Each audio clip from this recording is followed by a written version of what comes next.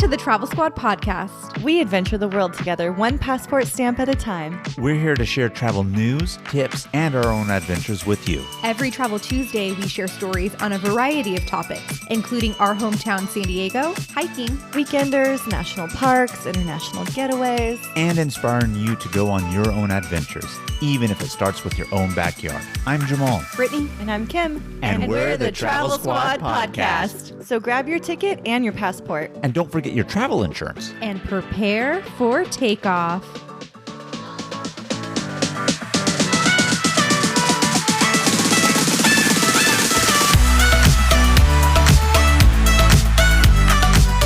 Hello, fellow travelers. Hey, Squaddies. Hey, Squaddies. Welcome to episode 105 of the Travel Squad podcast. Today, we're going to talk all about Utah's Mighty Five national parks. You've heard us mention the Mighty Five so many times on this podcast, I'm sure, but today we are going to take you on a deep dive into those 5 parks here in Utah. So we're going to take you through the national parks from east to west, Arches, Canyonlands, Capitol Reef, Bryce, and Zion. And Jamal and I have completed all 5 of Utah's Mighty Five. We were able to complete 3 out of 5 of them in the year of 2020. And you could do them each individually. You can hit a few at a time, or you can make an amazing road trip and hit them all at once. It's funny, you guys have been to all 5. I have only been to 2 out of these 5. I would love to go to the other 3. A 10-day road trip to see all 5 would be freaking amazing, and it would be such a fun trip to do. And it's funny, we actually just recently came out with our Utah's Mighty Five trip itinerary. It's 10 days, fully detailed out route on what to drive, the hikes to do, where to stay, what to eat, all of the details that you need for this 10-day road trip that I'm definitely going to be using when I do the Mighty Five loop.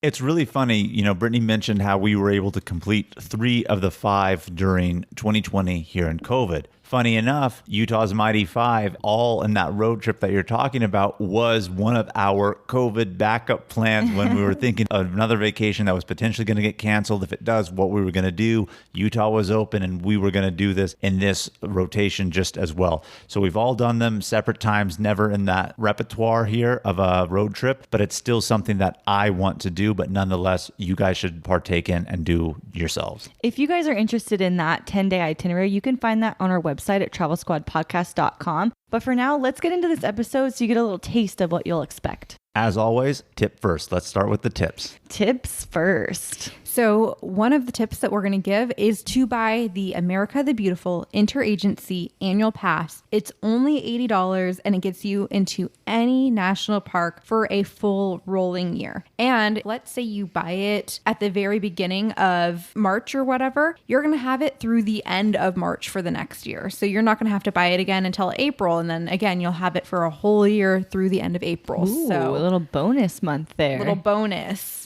Another thing to pay attention to for Utah is the weather and the time of year that you're going. It can be really hot in the summer, over 100 degrees. A lot of these parks don't have a lot of shade. And it can be really cold in the winter. It snows in Utah. Not just really cold, like super cold. One of these Mighty Five parks that we went to very recently, it was 7 degrees in the morning when Brittany and I started. Oh my God. And I'm not talking Celsius, I'm talking Fahrenheit. It was 7 degrees. Really, really cold. So it's best to visit these parks in spring or fall because the winter can be a little harsh and very cold outside, and the weather is much more tolerable in the spring or fall. The other thing about summer, even though it's really hot, it's also really crowded at a lot of these parks. Yes, super crowded, not a lot of shade. And another tip that we have is to rent an SUV. Some of these roads are off-roads. If you do some of the scenic drives, it's better to have an SUV. Depending on what time of year you're going through some of the mountains, you're going to want an SUV for the comfort and the safety factor. Yeah, one of the times Brittany and I had gone, we flew into Salt Lake, made the drive. You have to go over a mountain pass. It was during winter. You needed that 4-wheel drive SUV that we had. So based on the season, but even outside of that, you do want it because you're in rugged areas. I think SUVs are always best when you're exploring places like this. My favorite tip is to download offline maps. I said it in almost all of our episodes, but you're going to be in some remote areas where you might not have cell service. So make sure to download offline maps for all of the areas that you're going to be in so that if you don't have service, you can still navigate safely to your next destination. Another great tip is to dress in layers. And this is obviously important for the winter months, but equally as important for summer because we had gone to Zion in June of 2021 and we got up early because we wanted to start a hike very early in the morning before the 106-degree weather was kicking in. But it was 7 a.m. and freezing cold. Remember how windy it was and we were all bundled up in jackets? Yeah, I was like, oh, I'm definitely going to bring my sweater because it's too cold to be without it. I was telling you ladies to savor that because very soon after it got warm. Yes, and so you definitely want layers to shed. And no matter when you go, winter, summer, spring, fall, make sure to wear sunscreen because the sun is shining. You're still going to feel the rays of the sun, and make sure to pack plenty of water as well and stay hydrated.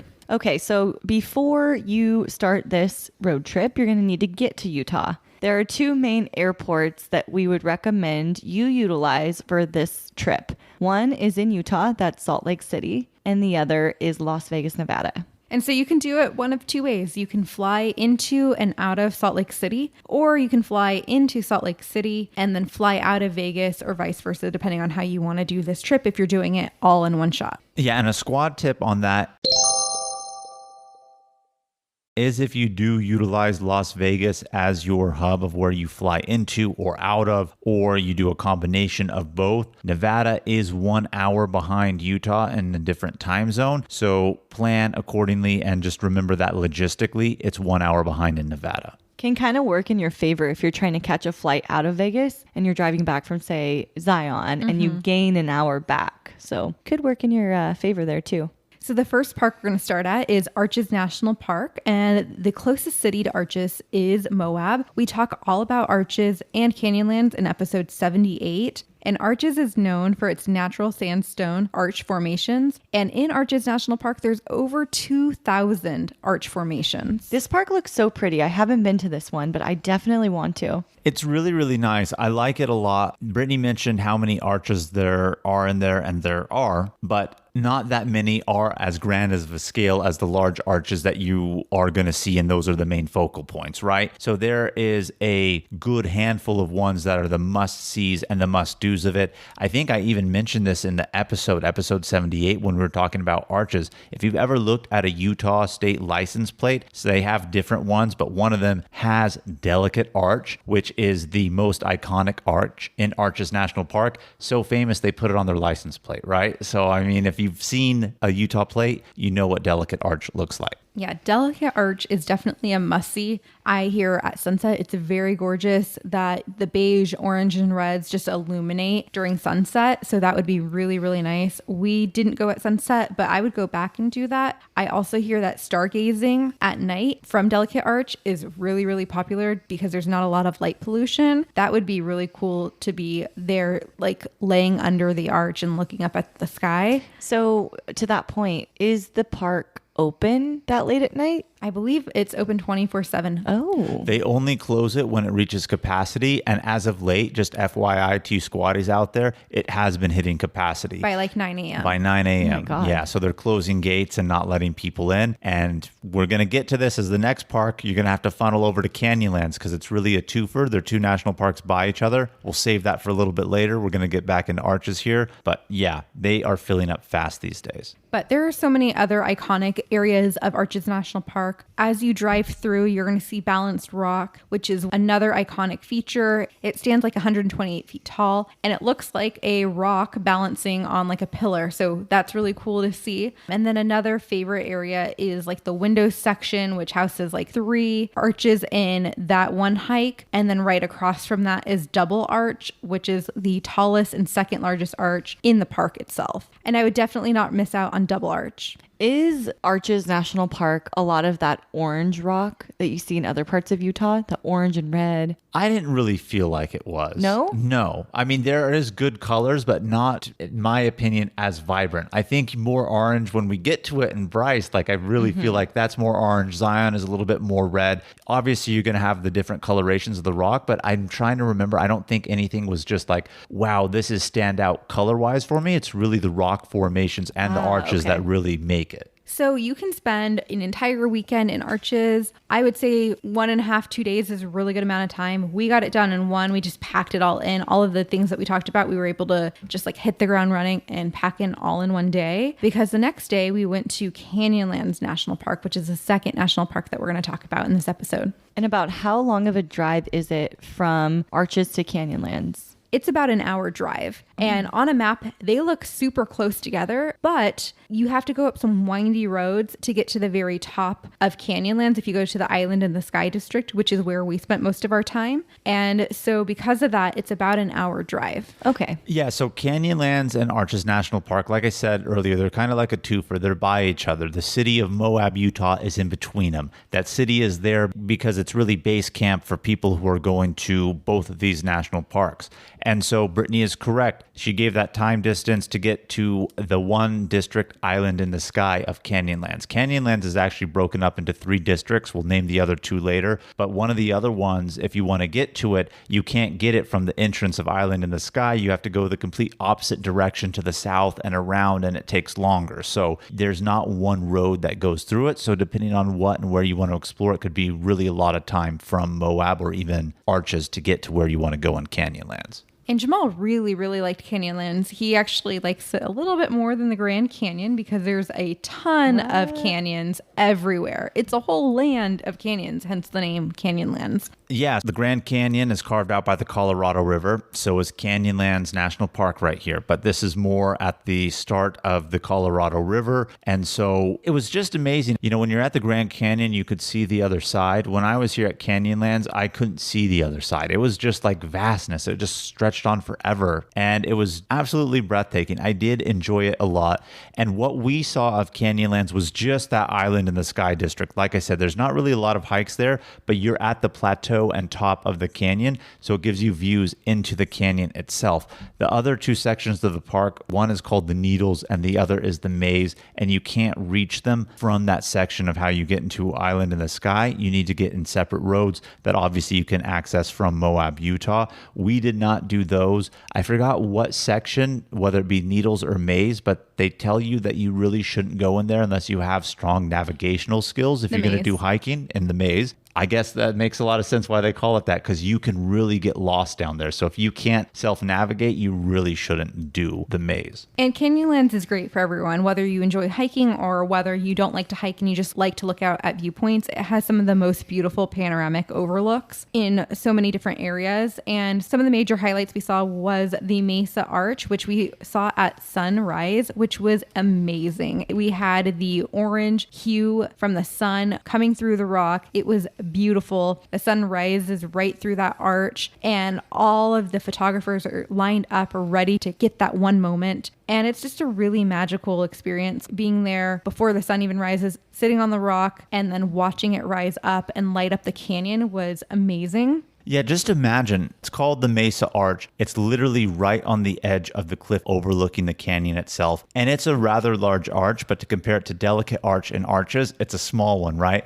So it's almost like a personalized picture frame of a natural arch that you're really watching the sunrise over the canyon itself. Like, you really can't describe it, like you have to see it, but the arch is your own personal frame to look at the sunrise. It's absolutely beautiful and majestic in its own right. Did you have any issues getting a good picture with all of the photographers out there?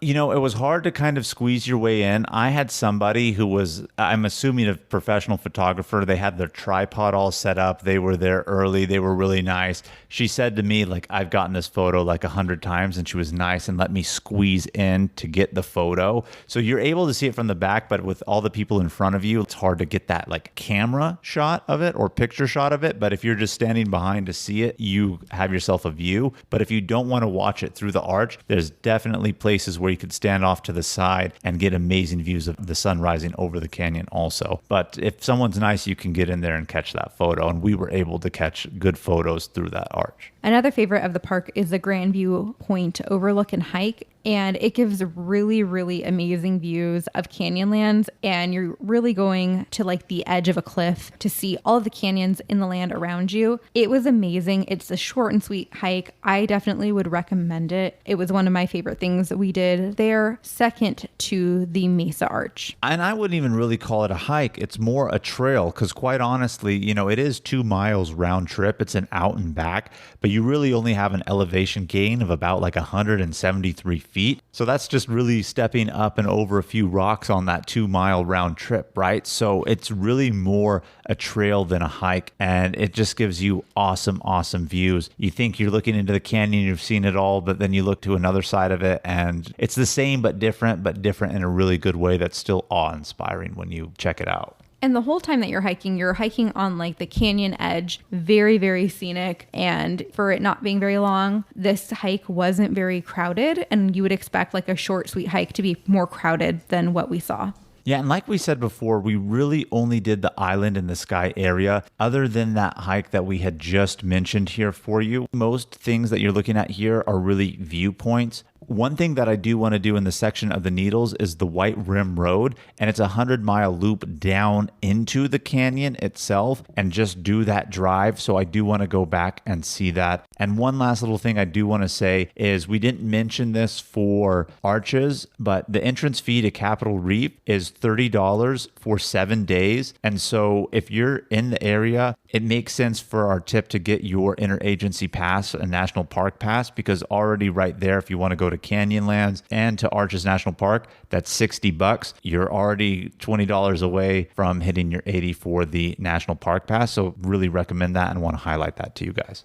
Hey travelers, let's take a quick detour to talk all about our travel itineraries that we've created just for you. We now have 6 different trip itineraries. 1 week in Kauai, an American Southwest weekend or road trip, a week in Yellowstone and Grand Teton National Parks, a road trip adventure featuring all 3 of Washington State's national parks, Big Island, Hawaii, and an Arizona road trip that features all 3 of Arizona's national parks. We are obsessed with these. These itineraries are 20 to 30 page PDF guides with every detail of the trip laid out. We're talking where to fly into, the exact route to take, where to stay, park entrance prices, where to eat, and driving distance between attractions, plus what things to see and do, even the hikes we recommend and their mileage and the time to allot for each one, and so much more. We have story highlights on our Instagram at Travel Squad Podcast where you can see the full guides. We've done all of the research and have taken these exact trips, taking out all of the guesswork from the planning, so all that you have to do is show up and have fun. Purchase your comprehensive Travel Squad Podcast itinerary on our website at travelsquadpodcast.com. Best of all, they're on sale right now for $30. So travel on over and get yours today. Ryan Reynolds here from Mint Mobile. With the price of just about everything going up during inflation, we thought we'd bring our prices down. So to help us, we brought in a reverse auctioneer, which is apparently a thing. Mint Mobile Unlimited Premium Wireless. How to get 30, 30, bit to get 30, bit to get 20, 20, 20, bit to get 20, 20, bit to get 15, 15, 15, 15, just $15 a month? Sold! Give it a try at mintmobile.com/switch. $45 up front for 3 months plus taxes and fees. Promo rate for new customers for limited time. Unlimited more than 40 gigabytes per month. Slows full terms at mintmobile.com. This episode is brought to you by Reese's Peanut Butter Cups. In breaking news, leading scientists worldwide are conducting experiments to determine if Reese's Peanut Butter Cups are the perfect combination of peanut butter and chocolate. However, it appears the study was inconclusive, as the scientists couldn't help but eat all the Reese's. Because when you want something sweet, you can't do better than Reese's. Find Reese's now at a store near you. So heading more west from Canyonlands National Park, head over to Capitol Reef National Park. We talk all about Capitol Reef in episode 89. And Capitol Reef National Park is located in Utah's south central desert, and it protects the water pocket fold, which is a wrinkle in time, and it exposes layers of the Earth's crust. And there's so many different sandstone and geological structures that are there and rock formations that you get to see. And it has, again, so many overlooks. So again, if you're not a hiker, this is another awesome national park for you to visit. Yeah, and this is really in the middle of nowhere. It's between the other 4 national parks, really in the center. And this is, I think, why it was the last of Utah's Mighty 5 for Brittany and I to get to. And I really love this park. We had gone in winter. This is the one place where I was saying earlier that at its coldest, it was 7 degrees in the morning. So it is a little bit nippy. We did go in December, but if you were to go during the summer, it's desert area, it's sun exposed, not very much shade at all. So again, keep that in mind, pros and cons, but it's just absolutely breathtaking to really see literally a layer of the Earth's crust that has made its way up to the surface and creates this natural barrier that's running through the desert. You can see the striations going through, but other than that, there is a lot more to do there. There are arches, so even though we've moved ourselves away and more west from Arches and Canyonlands National Park, you're still finding different arch formations out here also. And it's such a remote area that for the majority of the park, you don't have to pay an entrance fee. But there is one section where it has a scenic drive. It's a $20 entrance fee, which still isn't a lot of money in comparison to some of the other national parks like Arches and Canyonlands are $30 each. And I really want to go back here because they have orchards in this area, and every single year they take fruit from the orchards and they make pie, and they open on Pie Day. Like, that's the start of pie season. And unfortunately, when we were there in December, they weren't in operation for the pies. So I'm going to have to go back to get some of those pies. And I hear their cinnamon rolls are really good too. I actually had a friend that I went to high school with. He road trips it a lot with his girlfriend, and he was just at Capitol Reef here, and he ended up going in and getting those pies that we missed out on because we weren't there during the appropriate season. So I saw him post a story on it on Instagram, showed it to Brittany, and Brittany was jealous, and it inspired her to go a little bit. But some of the hikes and activities that are worth mentioning that you should do, one of them is going to be Chimney Rock. It's a 3.6 mile loop. It does have, a moderate elevation gain of about 800 feet. And what I really liked about this hike is you really start at the bottom of the canyon itself. You see what it's famous for, and the name comes from, the Chimney Rock Formation. But that's really the gist of it, of where you're going to see it, because once you get up, you don't really have a view of that anymore. You're hiking along the mesa of the canyon. You get amazing views of the water pocket fold at that time. So it gives you an awesome view from an elevated position to see it. And so it just gives you this awesome view of the different rock formations, and then you can see the different layers of the rock also. And it's not a very heavily trafficked hike either, so you really get to enjoy those beautiful things all by yourself. I don't know if it was because it was in December or just due to the remoteness or because we went in COVID, but while we were on this trail, we didn't see anyone else. We were like the only car in the parking lot. So I was just going to ask that, and you kind of just answered it. Do you think that Capitol Reef National Park is that little bit of crowdedness like always, or because it was winter, COVID? Do you think it gets more crowded than when you were there? I'm sure it does get a little bit more crowded, but I think that because of the position of where it's at, and like it's in the middle away from Canyonlands and Arches on one side and then Bryce and Zion on the other, it's like dead straight in the middle, and it's probably a 2-hour drive from either of those, that it's more remote and a lot of people don't go there, and it's a lot lesser known. What is the closest city to this national park? There's a city called Torrey, and Torrey is where we stayed. It's right outside of the national park. And while we were there, and again, I don't know if it was winter or COVID, she was like, yeah, there's like 3 places to eat in town tonight. So like, it's a very small town. A small town. It's about a population of 250 people. Oh my gosh. Outside of a national park, I mean, we were just mentioning this, Moab, it's there because Arches and Canyonlands. Here's another national park. And you know what? There's not a town around it. And by that, obviously there is Torrey, but 250 people. So they don't have the infrastructure. So I do think that during summer, it for sure gets a little bit more crowded and it's geared towards that. But if the population is only that many people, I don't think a lot of people really traverse through there. And, I see. Yeah. So would you say it's underrated?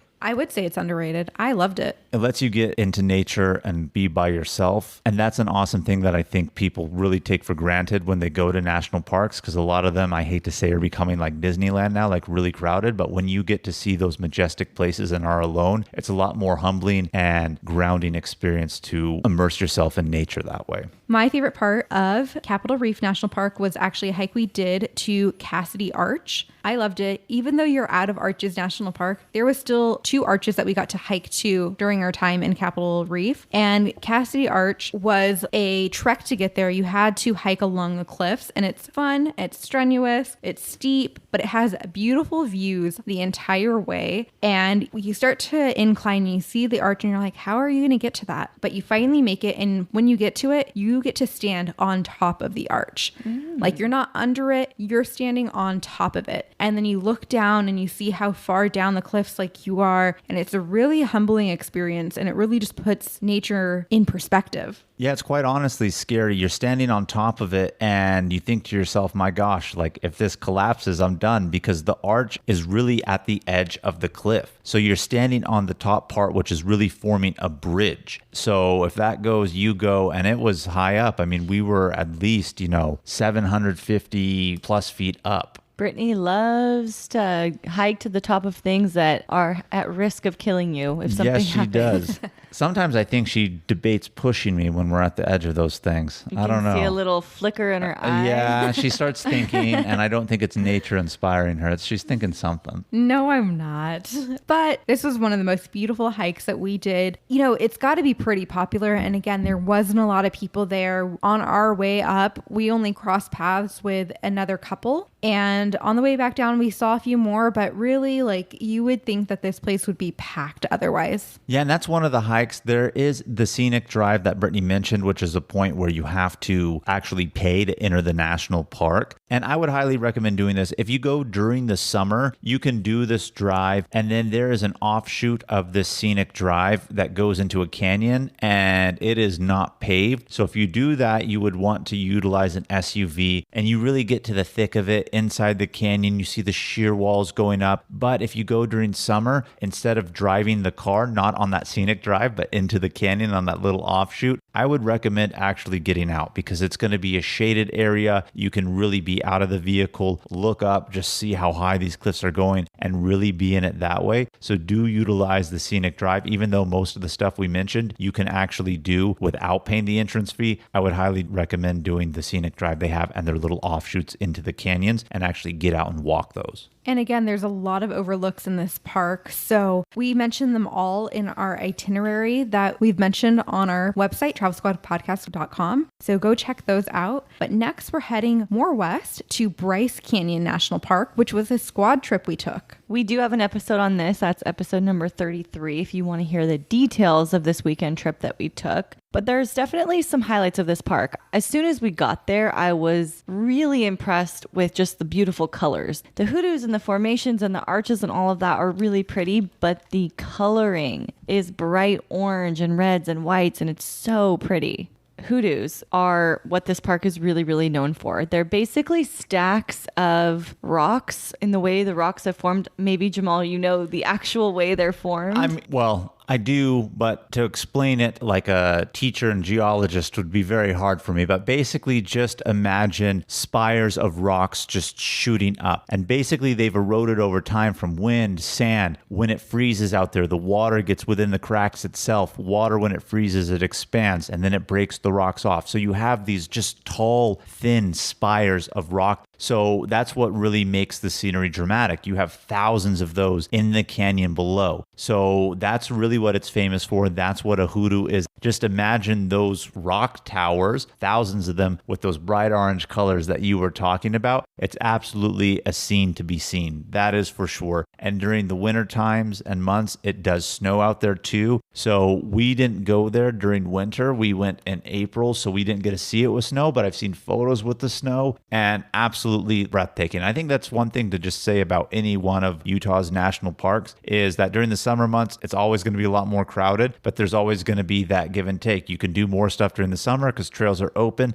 but you get a different look in the winter and get that scenic beauty with the dust layers of snow that they have going throughout it. So pros and cons all around, but absolutely amazing. A hike that I would recommend doing in Bryce Canyon National Park is the Figure 8 Trail. This one kind of takes you through a couple of different trails and through the hoodoos and through the peekaboos, and it's a good long hike too. I think it's about 6 miles or just a bit more of 6 miles, but you get to see some of the most beautiful hoodoos and viewpoints and outlooks that this park has. You really get to see it all on this trail. So if you're trying to do a one and done, this is the one I would recommend. I think my favorite part was at a certain part in this trail, there's a big archway tunnel kind of a thing that you walk through. And if you want to do a jumping picture in this spot, it will produce one of the most beautiful pictures you will be able to post on your Instagram. You'll have the tunnel, gorgeous orange rocks in the background. I'm speaking from experience here, so you definitely want to take that picture. And Kim takes her photos seriously, so she's giving you a recommendation on a spot. It's a good spot. But whereas she gave you the Figure 8 Trail, one trail that we did that I would highly recommend is the Fairyland Loop Trail. We all did this one. This one is a long one. I'm not going to lie to you. 7.8 miles long. Takes about 4 hours.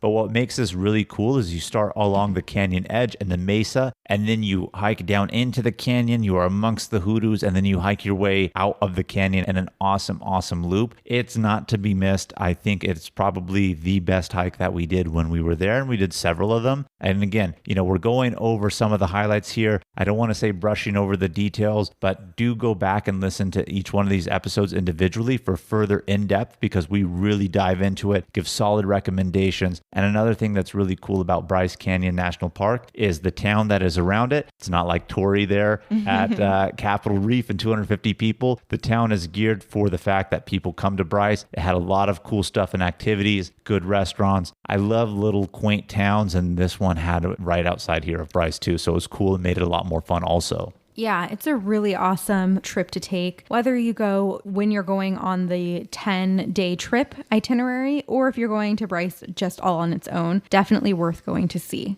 So going to the last national park, we're going even more west now to Zion National Park, which is in the southwestern corner of Utah. We just put out an episode that's number 97, completely dedicated to Zion National Park. And honestly, we could talk about Zion National Park for 5 straight episodes. It's so beautiful there. We really can. I mean, all these other national parks, the Mighty Five, we've been to once. We've been to Zion National Park multiple times. I think one of the reasons is because it is close to Las Vegas. So when we go to Vegas, we go, and we just love it so much. It really is one of our favorite national parks. So highly recommend it for that. And, there's lots of stuff to do in there in Zion. Some of the main highlights, and again, we've said this in the Zion episode, we've said it in other episodes. I guarantee you have social media, you've seen somebody's video or reel of them hiking Angel's Landing, which is an iconic hike in Zion National Park that requires you to go from the canyon below all the way to the top. It's famous because the last half mile, you have to utilize chains going up a sheer cliff on either side of you. There's 5 feet of stable ground, and then on each side is 1,000+ foot fall. You don't have to do the chains part. I just want you guys to know out there, if you don't like heights, you can do the hike. It's beautiful. You'll see spotted Mexican owls, and you'll see beautiful canyons and the red rocks, and that's good enough. You don't have to do the chains and risk your life. Says the person who backed out of the chains. I didn't back out. I never was going to do them from the start. Oh, that's what she says. I don't know if I believe that or not. But yeah, there's Angel's Landing. And then maybe the most famous, the Narrows hike, which is part of the Virgin River. You wade through the river, go upstream on it. It's anywhere from ankle to shin high. At very few points, it gets to chest high, and maybe you even need to swim, but you're really hiking through the river.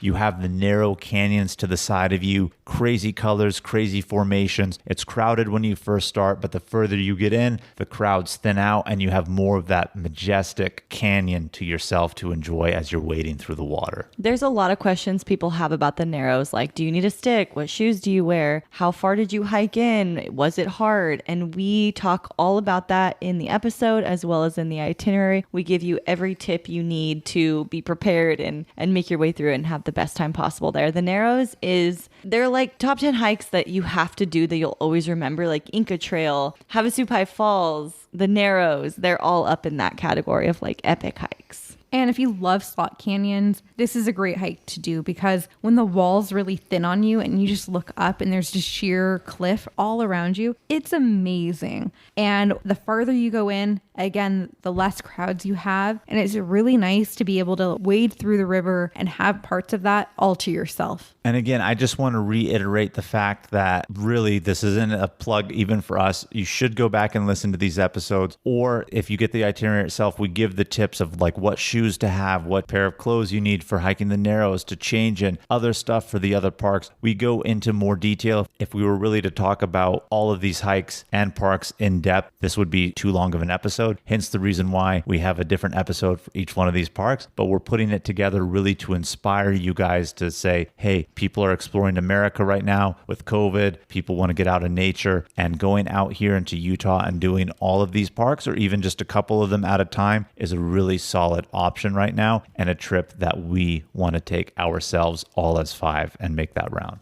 I think Utah is a really underrated state. When people are like, oh, I'm going to Utah, you're like, what are you going to Utah for? But Utah has so many beautiful landscapes, and it has 5 of some of the prettiest, most beautiful national parks that I've ever been to. Yeah, Utah and nature. That's what Utah has, is gorgeous nature, amazing hikes. And luckily, I mean, for being 5 national parks, and some states don't even have one, you can do this all in one trip. And they're close enough that you can make that happen, and it's not unreasonable. And I think that's really cool and special about Utah. Like when you drive from one to the other, getting to each one is no more than 2 to 3 hours. You know, from like Arches to Canyonlands, that's an hour. And then from Canyonlands to Capitol Reef, that's probably like 2-3 hours in there. Same to Bryce, and then same from Bryce to Zion. They're all just in a row. So it makes it really accessible, really drivable. You can do it all in one trip, which we've seen a lot of people do, or you can break it up if you just don't have the time to dedicate. But, you know, we have used this as a backup trip several times. We're like, if this trip gets canceled, we're going to go do this, this, and this from Utah's Mighty 5. Yeah, and I know we said that this was a 10-day trip if you were going to do all 5. It doesn't have to be 10 days. It could be 5 days. You can really get it done. Cram it in. You could. And I think that with that being said, there's almost no excuse not to do it. Yeah, the amount of time you're going to spend doing it is how down and dirty you want to get. How long a hikes are you going to do? But like you said, it can be quick and out. But if you're doing it, some of these parks, I think, deserve 2 days or a little bit more time. Some of these parks you can spend a whole weekend. Well, absolutely. I think most national parks you could spend at least 2-3 days in, depending on, right? Mm-hmm. But yeah.